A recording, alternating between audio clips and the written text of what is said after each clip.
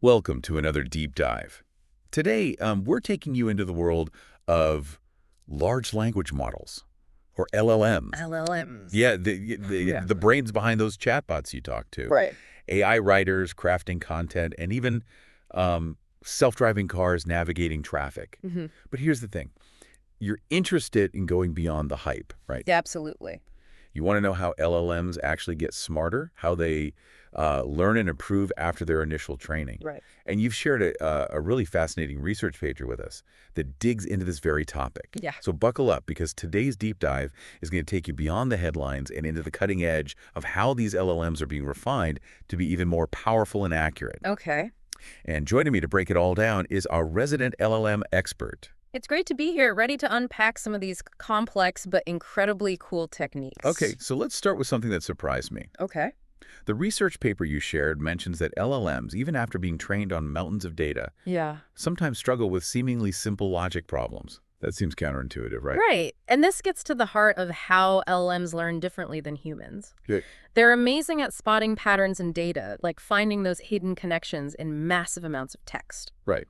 But they don't inherently grasp logical rules the way we do. It's like they can recognize a familiar face in a crowd instantly, Mm-hmm. but might struggle to explain the rules of a simple board game. That's a really interesting distinction. So it's not just about the amount of data, but how they process and apply that knowledge. Exactly. And that's where the concept of LLM refinement comes in. Okay. Researchers are developing techniques to sharpen those reasoning skills and ensure LLMs can not only process information, but also understand and apply it in a more human-like way. The research paper you provided outlines 3 main strategies, Okay. and each one addresses this in a unique way. Okay, I'm intrigued. Tell me more about these 3 pillars of LLM refinement. Well, the first one is called fine-tuning. You can think of it like sending an LLM to specialized training to become an expert in a particular field. Instead of being a jack of all trades, it becomes a master of one. So instead of being good at everything, it becomes really good at something specific. Exactly. A great example is BioGPT, BioGTT. an LLM fine-tuned specifically on biomedical literature. Okay. It can understand and even generate complex medical text. Wow. Think of it. This could revolutionize how researchers analyze data, Right. discover new drugs, or even diagnose diseases, all because we've given an LLM the tools to process information at a superhuman level. That's a game changer in the medical world. Mhm. Okay, so fine-tuning helps specialize the LLM. Yeah. What about the second pillar, The second one is reinforcement learning, or RL. RL? This is where we teach LLMs through a system of rewards and penalties. It's kind of like training a pet. You reward good behavior Okay. and discourage bad behavior. Okay, I can see where this is going. So if Wow. the LLM generates a good response, Yeah, it gets a virtual pat on the head. Mm. And if it goes off the rails, it gets a virtual timeout. you got it. Okay. But it's much more sophisticated than that. The reward system is designed to guide the LLM towards not just accuracy, but also ethical behavior, Mm. helpfulness, Right. and even alignment with human values. That's crucial. Hmm. We don't just want smart AI. We want AI that's aligned with our best interests. Yeah. So how do we actually implement this reward system? One key technique is RLHF. Our LHF. Reinforcement learning from human feedback. Yep. It's pretty much what it sounds like. Right. Humans actually participate in the training by ranking different LLM responses. Wow. This gives the LLM a clear signal of what kind of outputs are good, Okay. helpful, and, well, human approved. So it's like having a team of human coaches guiding the LLM towards better behavior. All right. And what about the third pillar of refinement? The third one is called test time scaling, or TTS. TTS. This one's all about optimizing the LLM's performance at the moment it's being used, Mhm. without changing its core training. Imagine a really smart thermostat that adjusts its effort based on how complex the task is. So it's like the LLM is shifting gears, Yeah. using more or less processing power depending on what it needs to do. Exactly. This makes LLMs much more efficient. Okay. It's like ensuring they're not using a sledgehammer to crack a nut, so to speak. Right. TTS can make them faster, Okay. more responsive, and much more practical for real-world applications. Okay. So we have fine-tuning for specialization, Yeah. reinforcement learning for aligning behavior, and test time scaling for optimizing performance. Right. These all seem like powerful tools for shaping the future of LLMs. Absolutely. And within each of these categories, there's a whole world of fascinating techniques that researchers are developing and refining to make LLMs even smarter and more impactful. All right, I'm ready to dive deeper. Let's start with reinforcement learning. What are some of the most intriguing techniques being used in this area? One that really showcases the complexity of this field is process reward modeling. Process reward modeling. It's not just about rewarding the LLM for the final answer, but for the steps it takes to get there. So we're not just looking at the destination, Right. but the journey. Exactly. This encourages transparency and helps us understand the LLM's reasoning. It's like asking a student to show their work in math class. Okay, It's not enough to just have the right answer. We want to see the logic behind it. that makes a lot of sense. It's like making sure the LLM isn't just mimicking patterns, Yeah. but actually understanding the concepts. Right. And what's fascinating is that this focus on the process has led to some remarkable breakthroughs. Okay. For example, there's an LLM called DeepSeek R1 that achieved top performance on complex reasoning tasks using only reinforcement learning. DeepSeek R1. Yeah. It completely skipped the supervised training phase and learned entirely through rewards. Wow, that's like a self-taught LLM. Right. It shows how powerful this approach can be. Okay, so reinforcement learning is all about optimizing the LLM's decision-making process and aligning it with human preferences. But what about test time scaling? What are some of the tools in that toolbox? There are some really clever techniques there, too. Okay. Techniques like beam search and best of n search are like giving the LLM the ability to explore different solution paths and pick the most likely correct answer. Yeah. It's like having the LLM brainstorm multiple solutions and then self-edit, choosing the best one. That's pretty impressive. It's like giving the LLM a second layer of thinking, where it can critique its own work and refine its answers. Exactly. Yeah. And one of the most fascinating findings is that sometimes smaller models equipped with the right test time scaling techniques can actually outperform much larger models. Wow. This is great for accessibility because it means you don't always need massive computing power to get amazing results. So sometimes it's not about the size of the LLM, but how strategically it uses its resources. Precisely. And then there's a technique called self-improvement via refinements. Self-improvement via refinements. It's exactly what it sounds like. The LLM actually critiques and revises its own work. Wait, the LLM is basically acting as its own editor. That's wild. It is, and it leads to some incredible improvements in reasoning and accuracy. It's like the LLM has this built-in drive to constantly improve and refine its own thinking. Okay, this is blowing my mind. We've got fine-tuning for specialization, Yeah. reinforcement learning for aligning decision-making, and test time scaling for maximizing performance. Yeah. It's like a symphony of AI innovation happening here. I'm ready to break down each of these areas even further and see how they work in practice. Absolutely. Let's start with fine-tuning. There are a lot of really clever ways to implement this, Okay. and each one has its own strengths and applications. Lead the way. Fine-tuning is all about taking an LLM that already has a vast amount of general knowledge Okay. and then training it further on a smaller, more specific data set. This allows us to specialize it for particular tasks or domains. Okay, I think I remember us mentioning BioGPT as an example earlier. Yeah, Could you elaborate on how fine-tuning played a role there? absolutely. In the case of BioGPT, they took a powerful LLM and then essentially sent it to medical school. They trained it on a massive data set of biomedical literature, including research papers, Wow. clinical trials, and textbooks. Wow, so it's like BioGPT did a crash course in everything medical. Exactly. And this specialized training allows BioGPT to understand complex medical terminology, Okay. analyze patient data, and even assist with drug discovery. Think of it. This AI could potentially help develop life-saving treatments Right. by sifting through mountains of data and identifying patterns that humans might miss. That's a truly incredible application. Yeah. It highlights how fine-tuning can take these powerful LLMs and turn them into specialized tools that can revolutionize entire fields. Exactly. But there is one potential drawback to fine-tuning that we need to be aware of. Okay. Catastrophic forgetting. It's the tendency for LLMs to lose previously learned knowledge when they are fine-tuned on new information. Oh, I know that feeling all too well. It's like when I learned to play guitar and suddenly forgot how to play the piano. That's a great analogy, and it's a real challenge for LLM researchers. We don't want LLMs becoming overly specialized and losing their general knowledge base. So it's like we want them to be well-rounded individuals, not just one-trick ponies. But I'm assuming researchers have come up with ways to combat this catastrophic forgetting. They have. There are some clever techniques like curriculum-based fine-tuning, Mm. which carefully structures the training process to minimize knowledge loss. Okay. It's like creating a personalized learning plan for the LLM, introducing new concepts gradually, and reinforcing previously learned material along the way. That's fascinating. It's like we're treating these LLMs like students, carefully nurturing their learning and development. And that's just one example. There are other techniques like regularization methods that Okay. help prevent the LLM's internal representations from changing too drastically during fine-tuning. Okay. It's like putting guardrails on the learning process to prevent the LLM from straying too far from its core knowledge base. Okay, so catastrophic forgetting is a challenge, but researchers are finding creative solutions to mitigate the risks. What other fascinating nuances of fine-tuning should we know about? There's a whole world of techniques within fine-tuning. Okay. There's instruction tuning, Okay. which is like teaching an LLM to understand commands. We're basically saying, hey, LLM, do this, and it learns to follow our instruction. Right. This makes LLMs much more user-friendly and accessible to people who may not be AI experts.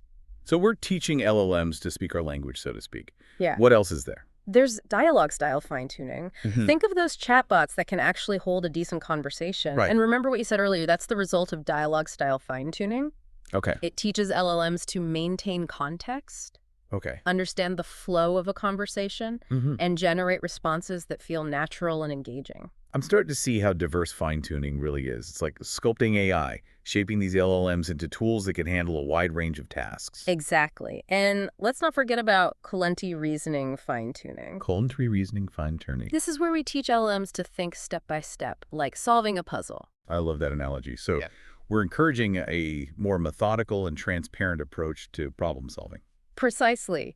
And it's leading to breakthroughs in LLM reasoning abilities. Wow. We're seeing LLMs solve complex math problems, Okay. write code, Right. and even come up with creative solutions, all while explaining their thought process in a way that's easy for humans to understand. It's like AI is becoming more accountable, showing its work and building trust with humans. Exactly. And there are even more specialized types of fine-tuning. There's domain-specific fine-tuning, Right. where we train LLMs to be experts in a particular field. For example, we could train an LLM to be a legal whiz or a medical genius, Right. giving it a deep understanding of a specific domain. It's like we can create custom-made AI experts for any field imaginable. This is incredible. And then there's distillation-based fine-tuning. This is where we use a larger, more powerful LLM to teach a smaller, more efficient LLM. It's like a master-apprentice relationship, where the bigger LLM passes on its knowledge and skills to the smaller one. So it's like creating a more compact and efficient version of the original LLM, tailored for specific tasks. Exactly. This is crucial for making AI more accessible and practical for everyday use. We don't always need massive, resource-intensive LLMs to get great results. This is blowing my mind. Fine-tuning is clearly a powerful tool for shaping the future of LLMs. Absolutely. And it's just one piece of the puzzle.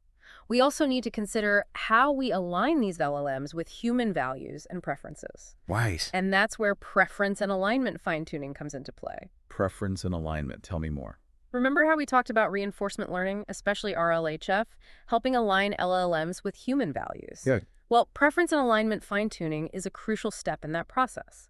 We train LLMs on datasets that highlight desirable and undesirable outputs, essentially teaching them the difference between right and wrong. So it's like we're giving LLMs a moral compass, teaching them to prioritize outputs that are not just accurate, but also ethical and responsible. Exactly. This is especially important when it comes to sensitive topics like bias, fairness, and safety. Right. We want LLMs to be forces for good in the world, and that means ensuring they align with our values. That makes a lot of sense. Mm. We're not just building smart AI, we're building responsible AI. Exactly. And there's another important aspect of LLM development that we need to consider, Okay. and that's efficiency. Efficiency. What does that mean in the context of LLMs? As these LLMs continue to grow in size and complexity, Right. the computational resources required for training and fine-tuning can become quite significant. Yeah. It's like trying to train a giant elephant to do a delicate dance. It takes a lot of effort. I can imagine. So efficient fine-tuning is all about making this process more manageable and less resource-intensive. Exactly. And that's where a whole world of techniques known as parameter-efficient fine-tuning, or PEF, comes into play. PET. Tell me more. PEFT techniques aim to reduce the number of parameters that need to be updated during fine-tuning. It's like finding shortcuts that allow us to achieve the same results with less effort. Right. One prominent example is LoRa, or low-rank adaptation. Lore. It injects small, trainable modules into the LLM, Ah. acting like mini-experts that fine-tune specific aspects of the LLM's behavior without having to update all of its billions of parameters. So it's like we're making targeted upgrades instead of overhauling the entire system. Exactly. This significantly reduces the computational cost of fine-tuning, Right. making it possible to work with even the largest LLMs on more modest hardware. That's a game changer for accessibility. It means more researchers and developers can participate in the development and refinement of LLMs, which ultimately benefits everyone. Exactly. And this focus on efficiency extends beyond fine-tuning. There's a whole field of research dedicated to model compression, Okay. where researchers try to reduce the size and complexity of LLMs without sacrificing performance. So it's like creating a more compact and efficient version of the LLM, like shrinking a large detailed map into a smaller, more portable version that still gets you where you need to go. That's a great analogy. And these advancements in efficient fine-tuning and model compression are making it possible to deploy LLMs on a wider range of devices, Okay. from powerful servers to everyday smartphones. So you're saying we could have incredibly capable AI assistants running right on our phones. Exactly. And that opens up a whole new world of possibilities for personalized AI experiences, interactive learning, and real-time problem solving, all powered by the magic of LLMs. Okay, I am officially on the edge of my seat. We've covered fine-tuning and touched upon reinforcement learning and test time scaling. It's clear that these techniques are working in concert to make LLMs more specialized, more aligned with our values, and more efficient. But there's so much more to explore. Absolutely. And this is just the tip of the iceberg. There are even more cutting-edge approaches that researchers are exploring to further refine and optimize LLMs. Well, I'm always up for diving deeper into this world. Perfect. Because there are some truly fascinating areas to explore. Okay. One that's really pushing the boundaries of LLM capabilities is the use of multi-agent systems. Multi-agent systems. That sounds intriguing. Tell me more. Imagine a team of specialized LLMs, Okay. each with its own unique expertise, collaborating to solve complex problems. Okay. It's like having a group of brilliant minds working together, each bringing their own perspective and skills to the table. So instead of relying on a single LLM to be a jack of all trades, Yeah. we can create a team of specialists that work together. Exactly. We might have one LLM that's a creative genius, Right. another that's a master logician, Mhm. and another that's a meticulous fact checker. Okay. By working together, they can achieve results that would be impossible for any single LLM to achieve on its own. That's a fascinating approach. It's like we're building an AI dream team. And this multi-agent approach is particularly well-suited for tasks that require complex decision-making planning and problem solving. Okay. Multi-agent systems are officially on my radar. Right. What other groundbreaking areas are researchers exploring? Another really exciting area is the integration of multimodal reinforcement learning with LLMs. Multimodal. So we're not just talking about text anymore. Exactly. Multimodal reinforcement learning involves training LLMs to interact with and learn from a data that includes not just text, Right. but also images, Okay. videos, and even audio. Wow. So instead of being limited to the world of words, LLMs can now experience the world through multiple senses, just like we do. Precisely. This has profound implications for how LLMs can learn and reason. Right. Imagine an LLM that can watch a video, Okay. understand the context, and Uh-huh. answer questions about what it saw. It's like giving LLMs the gift of sight and sound. Exactly. And this opens up a whole new frontier of applications, from image recognition and video analysis to robotics and virtual reality. I can't wait to see where this leads. It's like we're on the verge of a truly immersive AI experience, where these systems can understand and interact with the world in ways that were previously unimaginable. Absolutely. And it's all thanks to the tireless efforts of researchers who are constantly pushing the boundaries of what's possible with LLMs. But even with all these advancements, I'm sure there are still challenges and limitations that researchers are grappling with, right? Of course. The field of LLM post-training is still relatively young, Right. and there are many open questions and exciting challenges ahead. Well, you know how much I love a good challenge. Yeah. Give me the rundown. One of the biggest challenges is finding ways to make reinforcement learning more efficient, Okay. especially when working with vast amounts of data or incredibly complex tasks. Traditional RL methods can become computationally expensive and time-consuming when applied to LLMs, particularly when we're dealing with contexts exceeding hundreds of thousands of tokens. So it's like trying to teach a dog a complex trick using treats. It can work, but it might take a lot of time and patience. Exactly. And another challenge is the tendency for LLMs to sometimes overthink, Oh, generating excessively long chains of reasoning that don't actually lead to better solutions. so it's like the LLM is going down a rabbit hole of thought that isn't actually productive. Precisely. And this can lead to slower processing times and increased costs. So finding ways to optimize and streamline the LLM's thinking is crucial. It seems like efficiency is a key theme in LLM development. Absolutely. And researchers are working on some very clever solutions like adaptive length penalty mechanisms and hybrid architectures that combine the strengths of different RL algorithms. I can only imagine how complex those solutions must be. But it's amazing to see how researchers are tackling these challenges head-on, constantly pushing the boundaries of what's possible. And let's not forget about the importance of ethics and responsibility in LLM development. Yes, that's a crucial point. We need to make sure that these powerful systems are used for good and that they align with our values and aspirations for a better future. Exactly. We need to address challenges like ensuring the privacy of sensitive data used during training Right. and mitigating the risks of adversarial attacks. Adversarial attacks, what are those? It's when someone tries to manipulate the LLM into generating harmful or misleading outputs. Okay. It's a reminder that we need to be vigilant and proactive in protecting these systems from misuse. So even in the world of AI, there are security risks to consider. Absolutely. And researchers are developing robust methods to address these challenges. For example, differential privacy techniques can help protect sensitive data, Right. and adversarial training can make LLMs more resilient to attacks. Okay, so it's like an ongoing arms race between those who want to use AI for good and those who might try to exploit it for nefarious purposes. In a way, it is. And that's why a strong ethical framework guiding AI development and deployment is absolutely essential. Well said. This deep dive has been an incredible journey so far. We've explored how LLMs are being refined to be more specialized, aligned with our values, efficient, and even secure. But there's one more aspect of LLM refinement that we need to dive into: test time scaling. It's all about optimizing an LLM's performance at the moment it's being used, when it really matters. You're absolutely right. And that's where some truly amazing techniques come into play. It's like giving LLMs a toolbox of strategies they can use to perform at their best. Well, let's open up that toolbox and see what's inside.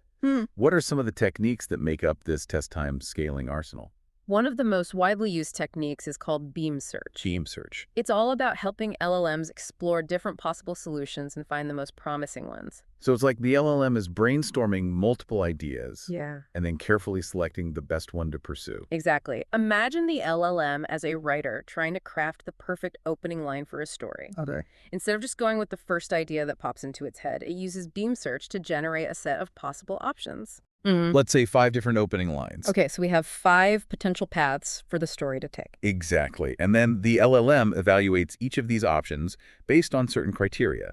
It might consider how well each line fits the overall theme of the story, Okay. how grammatically correct it is, and how likely it is to lead to an engaging narrative. So it's like the LLM has its own internal editor judging the quality of each opening line. Precisely. And the beam search algorithm helps the LLM narrow down the possibilities, selecting the most promising options and discarding the rest. So it's a way to focus the LLM's attention on the most likely paths to success. Exactly. And then the LLM expands on those chosen paths, Okay. generating more text, Right. always evaluating and selecting the best options along the way. It's like the LLM is carefully crafting its response, Yeah, taking multiple factors into consideration and making strategic choices at each step. exactly. And this approach leads to more coherent, well-structured, and higher quality outputs. Beam search sounds like an incredibly powerful tool.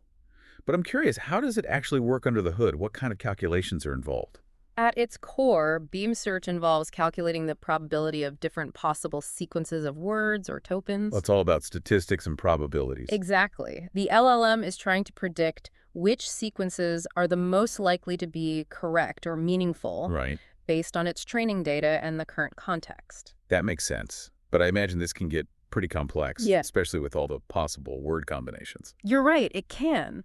That's why Beam Search also incorporates a clever technique called pruning. Pruning? Is it like trimming the branches of a tree? That's a great analogy. As the Beam Search algorithm explores different possible paths, Right. it constantly evaluates their likelihood and discards the ones that are deemed unlikely or unpromising. Okay. This prevents the search process from exploding into an unmanageable number of So possibilities. it's like the LLM is focusing its energy on the most fruitful paths, ignoring the dead ends. Exactly. And this pruning technique is what makes Beam Search so efficient and practical for use with LLMs. It allows these systems to explore a vast space of possibilities while still maintaining a manageable computational cost. Beam search sounds incredibly powerful.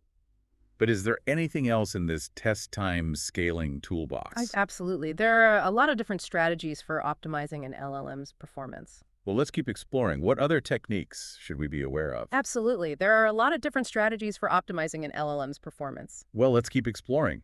What other techniques should we be aware of? Another one that's often used is called best of n search, or bond search for short. It's a bit simpler than Bing search, but still very effective. Okay, I'm intrigued. How does bond search work? Instead of meticulously evaluating and pruning different paths like beam search, bond search is more of a brute force approach. It generates a set of n candidate outputs and then simply selects the best one according to some predefined criteria. So it's like throwing a bunch of ideas at the wall and seeing which one sticks. You could say that. It's less elegant than beam search, but it can be very effective, especially when speed and efficiency are paramount. So it's like a trade-off between the depth of beam search and the speed of bond search. Exactly.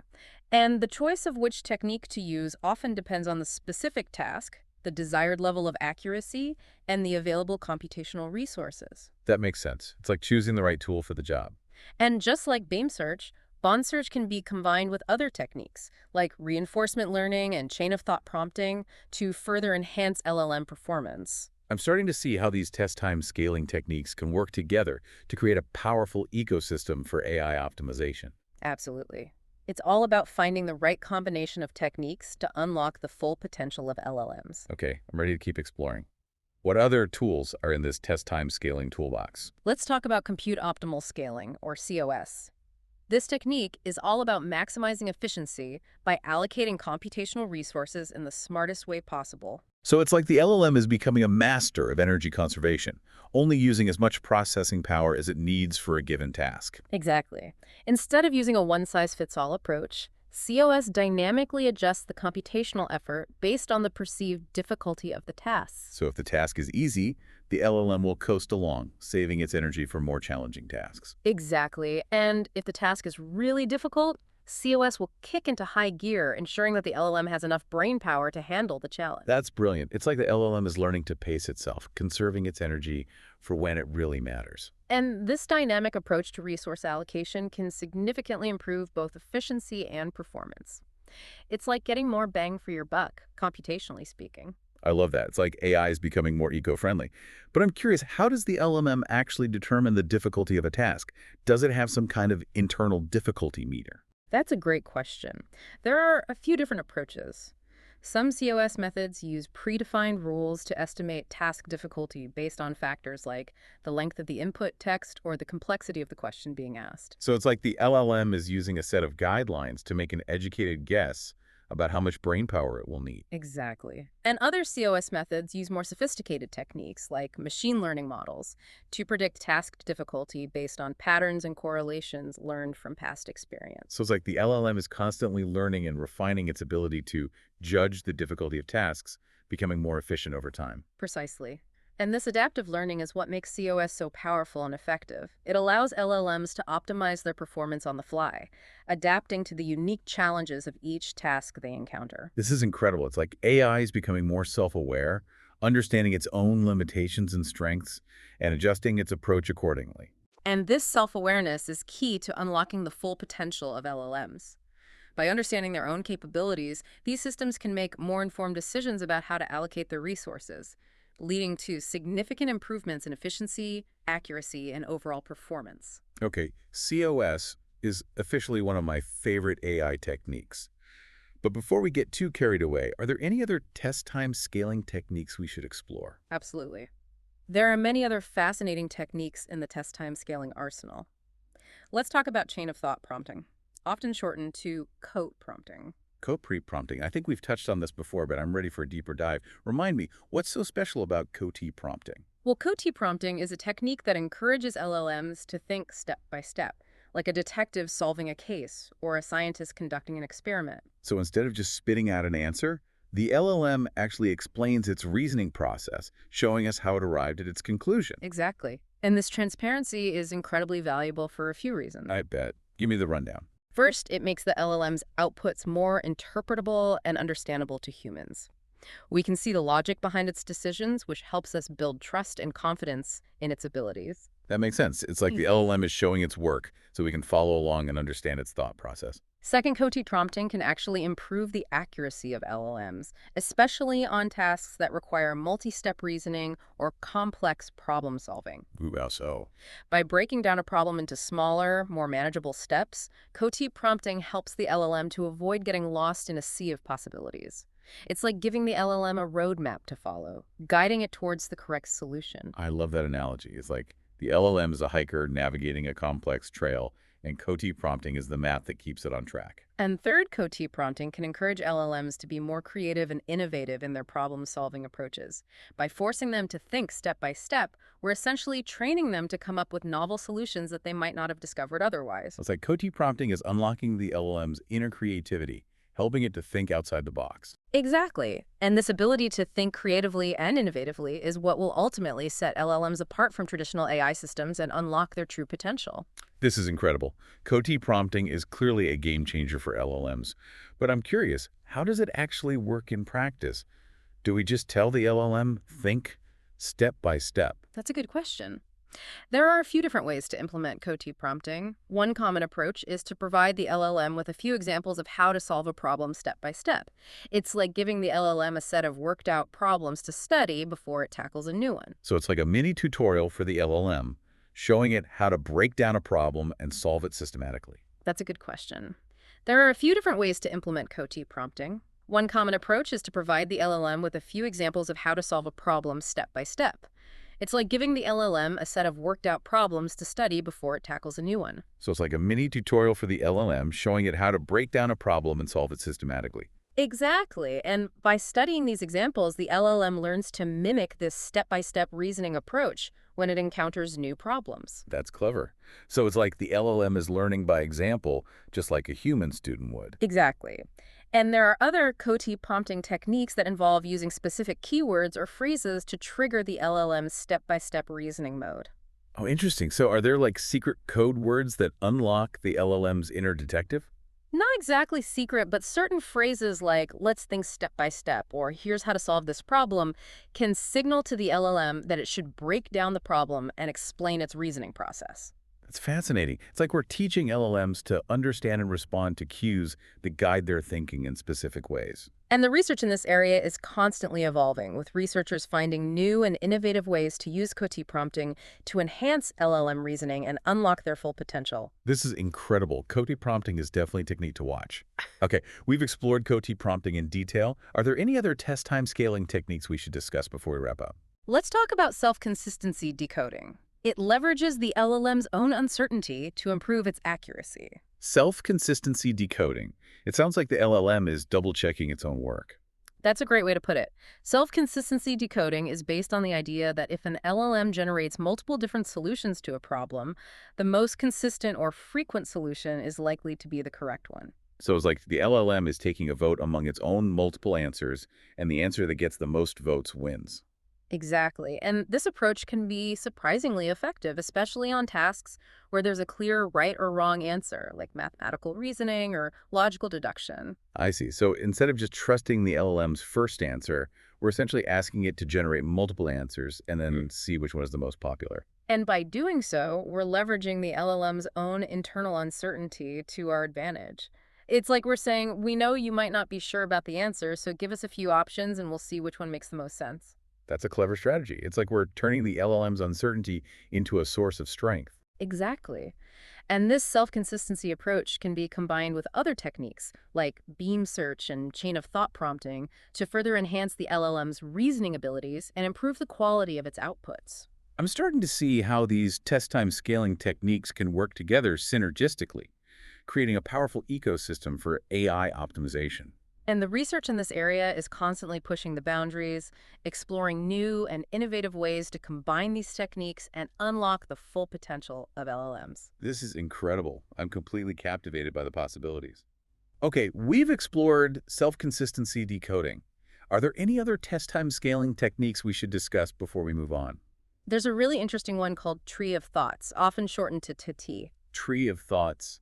It sounds like we're peering into the LLM's mind and mapping out its thought process. That's a great way to think about it. The TOTI technique encourages the LLM to explore different possible reasoning paths, not in a linear fashion like chain of thought prompting, but in a more structured, tree-like manner. So it's like the LLM is branching out its thinking, exploring multiple avenues of reasoning simultaneously. Exactly. Imagine you're trying to solve a complex puzzle. I love puzzles. Instead of just trying one piece at a time, you might try grouping pieces together based on color or shape, exploring different combinations and possibilities. That's how I solve puzzles.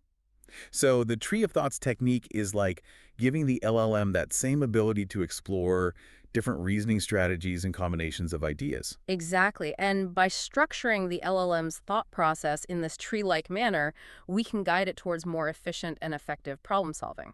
I see. So it's like we're giving the LLM a framework for organized thinking, helping it to navigate the complexities of a problem more strategically. And this structured approach can lead to significant improvements in accuracy, especially on tasks that involve planning, decision-making, or logical reasoning. This is fascinating, but I'm curious, how does the tree of thoughts technique actually work under the hood? At its core, the T2 technique involves representing the LLM's reasoning process as a tree, where each node in the tree represents a thought or a partial solution. So it's like a family tree of ideas, with each node representing a different branch of the LLM's thought process. Exactly. And the LLM explores this tree by expanding promising nodes, generating new thoughts or solutions that build upon the previous ones. It's like the LLM is growing its tree of knowledge, branching out in different directions to explore all the possibilities. And how does the LLM decide which nodes to expand and which ones to prune away? That's where things get really interesting. The T2 technique often incorporates a search algorithm, like beam search, to guide the exploration process. The algorithm evaluates the potential of different nodes based on certain criteria, like how likely they are to lead to a correct solution or how well they align with the overall goals of the task. So it's like the LLM is using its search skills to navigate its tree of thoughts, prioritizing the most promising branches and discarding the dead ends. Precisely. And this combination of a tree-structured representation and a guided search algorithm is what makes the TOTI technique so powerful and effective. It allows LLMs to explore a vast space of possible solutions in a systematic and efficient way. This is incredible. The tree of thoughts technique is like a superpower for LLMs, giving them the ability to think more strategically and solve complex problems with greater accuracy and efficiency. And the research in this area is ongoing, with researchers constantly finding new and innovative ways to apply the TOTI technique to a wider range of LLM tasks and domains. This is so exciting. I can't wait to see what the future holds for Tree of Thoughts and its impact on the world of AI. But before we get too carried away with the TOTI technique, are there any other test time scaling techniques we should discuss? Of course. There are many more fascinating techniques in the test time scaling toolbox. For instance, there's confidence-based sampling, where the LLM's own confidence in its outputs is used to guide the search for solutions. Confidence-based sampling.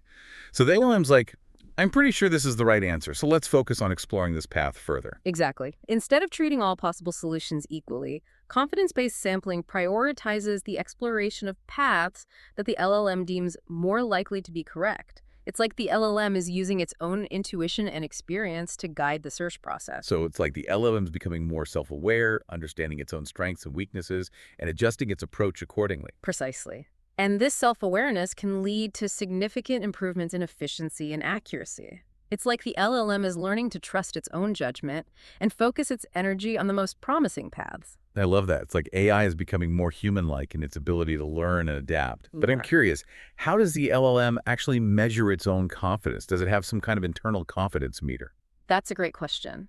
The LLM's confidence is typically measured based on the probabilities it assigns to different possible outputs. It's like the LLM saying, I'm 90% sure this is the right answer, but I'm only 10% sure about this other one. So it's all based on statistical analysis and the LLM's own internal calculations. Exactly. And these confidence scores can be used in various ways to guide the search process. For example, the LLM might choose to explore paths with higher confidence scores first, or it might use confidence scores to weight different possible solutions, giving more weight to the ones it's more confident about. It's like the LLM is using its confidence as a compass, guiding it towards the most promising solutions. And this confidence-based approach can be particularly effective on tasks that involve a lot of uncertainty or ambiguity, where the LLM might need to explore multiple possible solutions before finding the best one. This is fascinating. It's like confidence-based sampling is giving LLMs a more nuanced and sophisticated way to approach problem solving.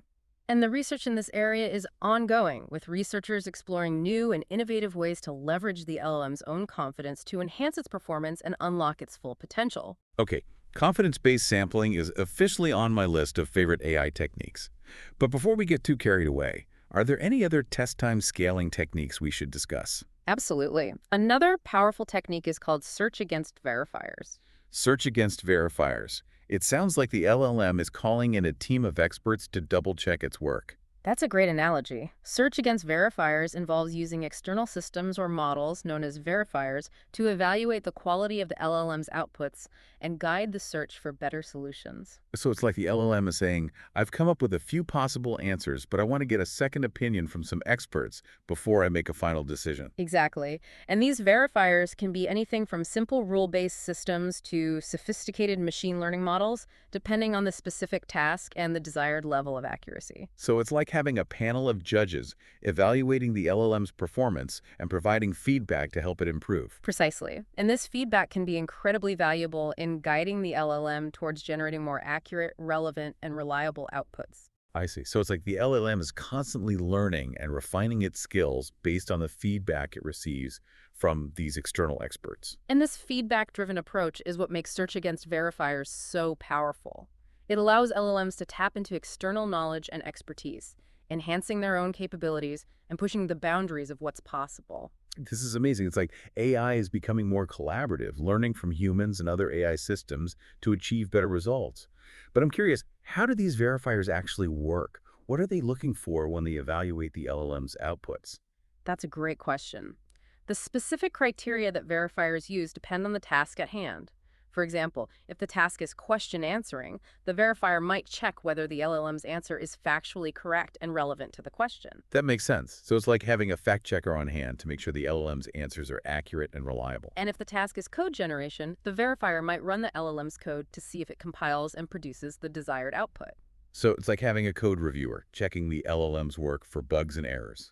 Exactly, and by incorporating these verifiers into the search process, we can guide LLMs towards generating outputs that meet specific quality standards and fulfill the requirements of the task. This is incredible. It's like we're building an AI quality control system, ensuring that LLMs produce outputs that are not just creative and insightful, but also accurate, reliable, and trustworthy. And this focus on quality and reliability is what will ultimately determine the long-term success and impact of LLMs. Well said.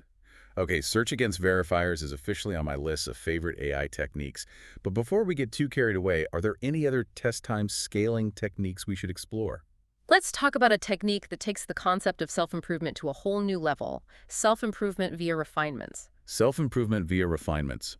It sounds like the LLM is its own personal coach, constantly pushing itself to be better. You got it. Self-improvement via refinements is a technique that allows LLMs to iteratively refine their own outputs, learning from their mistakes and improving their performance over time. So it's like the LLM is constantly practicing and honing its skills, striving to become a master of its craft. Exactly. And this self-driven approach to learning is incredibly powerful. It allows LLMs to adapt to new challenges, discover novel solutions, and push the boundaries of their own capabilities. This is mind-blowing. It's like AI is becoming more autonomous, taking charge of its own learning and development. But I'm curious, how does the self-improvement process actually work? Does the LLM have some kind of internal critic that evaluates its work and suggests improvements? That's a great way to think about it. In a way, the LLM does have an internal critic. This critic might be a separate module within the LLM or might be integrated into the LLM's core reasoning process. So it's like the LLM is constantly having an internal dialogue with itself, Hmm. evaluating its own work and looking for ways to improve. Exactly. And this internal dialogue can involve a variety of techniques. For example, the LLM might compare its current output to previous outputs, looking for patterns of errors or inconsistencies. So it's like the LLM is learning from its past mistakes, just like a human would. Or the LLM might use a set of predefined rules or heuristics to evaluate the quality of its output, identifying areas that need improvement. So it's like the LLM has its own internal style guide, ensuring that its outputs meet certain quality standards. And once the LLM has identified areas for improvement, it can use various techniques to refine its output. For example, it might rephrase a sentence, add more details, or even generate entirely new content based on its self-evaluation. It's like the LLM is constantly editing and revising its work, striving for perfection. And this iterative process of self-evaluation and refinement can lead to significant improvements in the quality, accuracy, and creativity of the LLM's outputs. This is incredible. It's like AI is becoming more self-sufficient, able to learn and improve on its own without constant human intervention. And this self-sufficiency is key to unlocking the full potential of LLMs.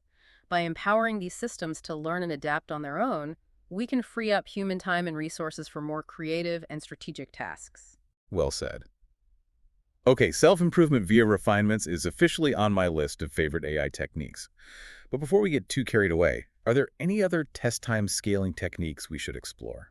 Let's talk about Monte Carlo tree search, often shortened to MCTS. Monte Carlo tree search. Sounds like we're gambling with AI. Not exactly gambling, but MCTS does involve a bit of randomness and exploration. It's a search algorithm that's particularly well suited for tasks that involve planning, decision-making, and strategy, where the optimal path forward is not always clear. So it's like the LLM is playing a game of chess, trying to anticipate its opponent's moves and plan its own strategy accordingly. That's a great analogy. MCTS is all about exploring different possible moves or actions, simulating their outcomes, and then using this information to make informed decisions. So it's like the LLM is running a bunch of what-if scenarios in its mind, trying to figure out the best course of action. Exactly. And this simulation-based approach can be incredibly powerful, allowing LLMs to make more strategic and informed decisions, especially in complex and uncertain environments. I see. So it's like the LLM is learning to think ahead, anticipating the consequences of its actions, and choosing the path that leads to the most desirable outcome. Precisely. And this ability to plan and strategize is what will ultimately enable LLMs to tackle real-world problems that require complex decision-making, such as autonomous driving, financial forecasting, and even scientific discovery. This is amazing. It's like MTTS is giving LLMs a glimpse into the future, helping them to make smarter and more strategic decisions in the present. But I'm curious, how does the simulation process actually work? Does the LLM have some kind of internal crystal ball? Not a crystal ball, but it does have a powerful simulation engine. MCTS works by building a tree-like structure where each node represents a state of the problem or game, and each branch represents a possible action or decision. So it's like the LLM is creating a map of all the possible paths it could take, exploring the consequences of each decision. Exactly. And the MCTS algorithm explores this tree by randomly simulating different sequences of actions, evaluating their outcomes, and then using this information to update the values of different nodes in the tree. So it's like the LLM is playing out thousands of different games in its mind, learning from each experience and adjusting its strategy accordingly. Precisely. And over time, the MCTS algorithm identifies the most promising paths through the tree, the ones that are most likely to lead to a successful outcome. I see. So it's like the LLM is gradually honing its strategy, learning from its mistakes and successes until it becomes a master of the game. And this mastery is what enables LLMs to perform at superhuman levels on complex tasks. It's like they've unlocked a hidden level of strategic thinking that was previously inaccessible to traditional AI systems. This is incredible. MCTS is clearly a game changer for LLMs. Okay, we've explored MCTS in detail. Are there any other test time scaling techniques we should discuss? Let's delve into chain of action thought reasoning, a technique that combines elements of chain of thought prompting and reinforcement learning to enhance LLM problem-solving abilities. Chain of action thought reasoning. It sounds like we're adding a new dimension to the LLM's thought process. Exactly. This technique goes beyond simply generating a chain of thoughts and incorporates actions or decisions into the reasoning process. So instead of just thinking about the problem, The LLM is actually taking steps to solve it. Precisely. It's like the LLM is a chef, not just reading a recipe, but actually following the steps, measuring ingredients, mixing, and baking to create a delicious dish. I love that analogy. So chain of action thought reasoning is like giving the LLM the ability to not just think, but also do. Exactly. And this action-oriented approach is particularly valuable for tasks that require interaction with the real world, like robotics, autonomous driving, and even game playing. I see. So it's like we're bridging the gap between thought and action, empowering LLMs to not just reason about the world, but also shape and influence it. And this ability to interact with the world is what will ultimately enable LLMs to solve real-world problems and make a meaningful impact on our lives. This is incredible. Chain of action thought reasoning is definitely a technique to watch. Okay, we've explored a wide range of test time scaling techniques from beam search to Monte Carlo tree search to chain of action thought reasoning. It's clear that these techniques are incredibly powerful and versatile, giving LLMs the ability to perform at superhuman levels on a variety of tasks. But before we wrap up this deep dive, I have one final question for you. Ask away. I'm always up for a good AI challenge. Okay, here it is. We've talked about how LLMs are constantly evolving and improving thanks to these amazing post-training techniques. But what about the future? What are some of the most exciting research directions and potential breakthroughs that we should be keeping an eye on? That's a great question. The future of LLMs is incredibly bright, and there are so many exciting avenues of research and development. One area that's generating a lot of buzz is the development of even more efficient and scalable training methods. As LLMs continue to grow in size and complexity, the computational resources required for training can become a major bottleneck. So it's like we're hitting the limits of what our current hardware can handle. Exactly. And researchers are exploring new and innovative approaches like distributed training and model parallelism to distribute the computational workload across multiple machines, enabling the training of even larger and more powerful LLMs. It's like we're building an AI superhighway, connecting multiple powerful machines to handle the massive amounts of data and computation required to train these next-generation LLMs. And another exciting area of research is the development of new and more sophisticated reward models for reinforcement learning. Remember how we talked about how reward models are used to guide LLMs towards generating outputs that align with human values and preferences? Yes, it's like teaching the LLM what good means in a way it can understand. Exactly.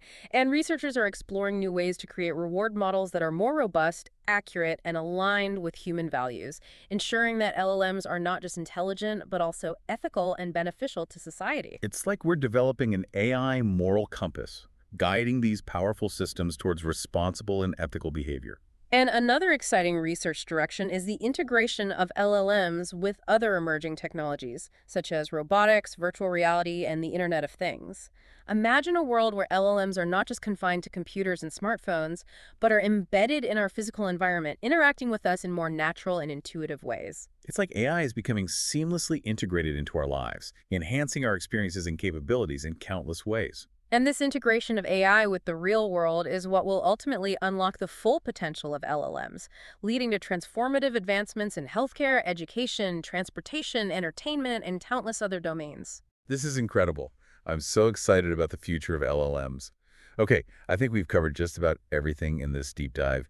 Any final words of wisdom for our listeners before we wrap up completely? I would simply say that we are living in an extraordinary time, witnessing the birth of a new era of intelligence, driven by the remarkable advancements in AI and LLMs in particular. It's a time of both great opportunity and great responsibility. Well said. It's up to all of us to ensure that these powerful technologies are used wisely and ethically to create a better future for everyone. I wholeheartedly agree. This deep dive has been an incredible journey, and I want to thank you for being such a brilliant guide through the fascinating world of LLMs. It's been my pleasure. I'm always thrilled to share my passion for AI and explore the incredible possibilities of these amazing systems. And to our listeners, keep those minds curious and stay tuned for more deep dives into the world of cutting-edge knowledge.